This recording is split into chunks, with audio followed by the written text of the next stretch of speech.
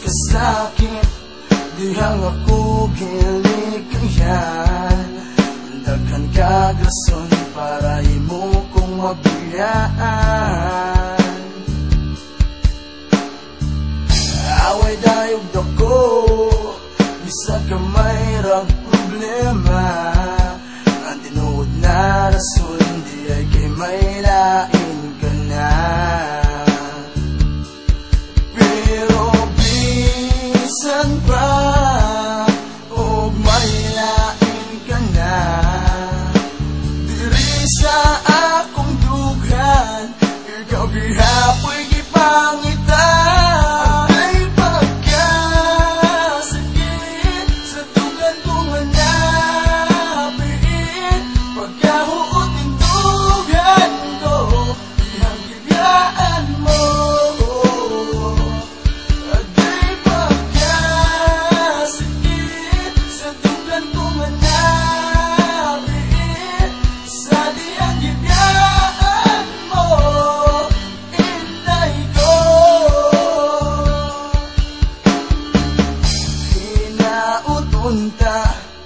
Na magmalipayon ka, di mabot ang panahon na masakitan ka niya.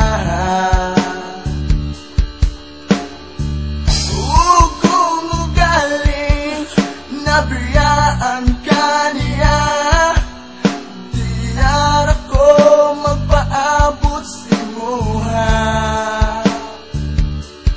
Pero bisan pa,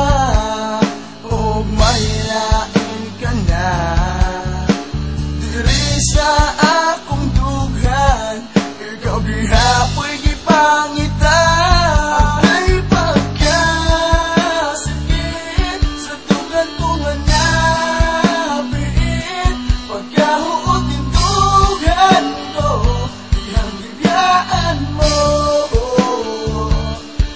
Ay pagkasakit sa tugan ko nga nabiit, sa diyang gibiyaan mo, inday ko.